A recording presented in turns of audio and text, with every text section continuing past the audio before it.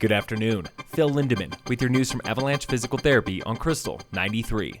This Thanksgiving holiday was the busiest on I-70 in 2 years and in the top 5 busiest of all time. Nearly 156,000 vehicles passed through both sides of the Eisenhower Tunnel Thursday through Sunday, 24% busier than Thanksgiving last year, 4% busier than 2019. It was 5% slower than 2006, which still holds the record for busiest Turkey Day ever, with 163,000 vehicles in 4 days.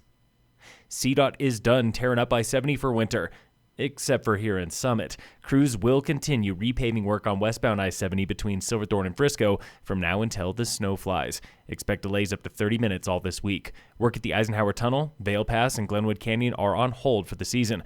Back at it by springtime. The latest economic impact survey shows local businesses were making big money in July and August before things slowed down just a bit in September. 1 in 8 businesses said midsummer was their best ever. All 65 survey takers estimate revenue was up by $83 million after losing $143 million the same time last year.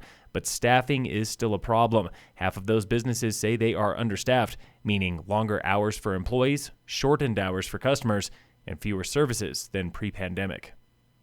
The Summit School Board welcomed 4 new and returning members this morning after the most expensive campaign in school board history. Sitting board member Gloria Quintero welcoming her new board. I just say congratulations to all of you. I'm super happy that you are in our team now. Kate Hudnut returns as board president for 2 years. Former appointees Johanna Kugler and Lisa Webster serve 4 years. Joining them is newcomer Chris Guarino. Talking to Krystal back in November. We need to look at the whole child, and I know a few folks have touched on this, but social, emotional wellness, preparedness for life and career. Not every student is going to be a brain surgeon or a tech entrepreneur. I believe we need to put a lot of value in our career and technical education. Also today, the board re-elected Consuelo Redhorse as vice president. Kugler was named secretary. Their first official meeting is this Thursday. Beaver Creek opened for winter today, 5 days later than expected, after just 43 inches of snow this season. That is more than a basin, though, sitting on 36 inches of natural snow, just 1 inch more than Keystone.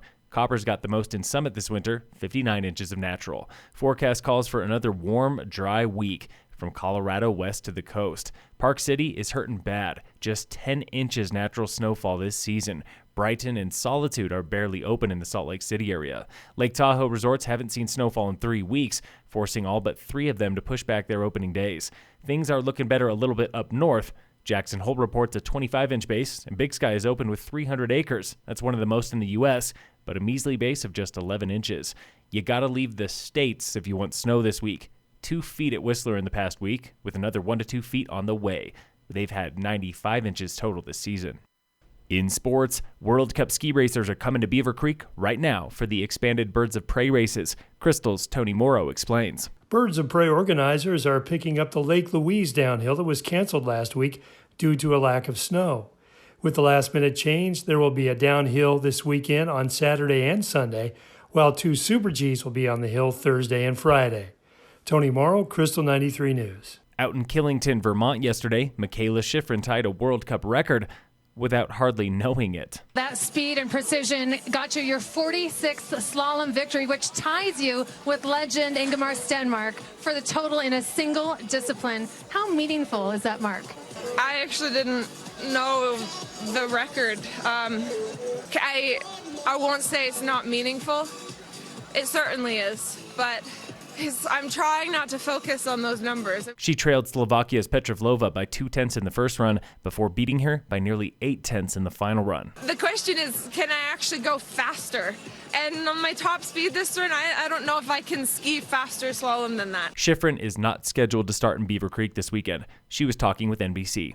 Today, the Nuggets play the Heat at 5:30. And in local sports, winter sports season gets rolling at Summit High School tomorrow, Tuesday, for boys and girls basketball against Buena Vista at home. Phil Lindeman with your news from Avalanche Physical Therapy on Krystal 93.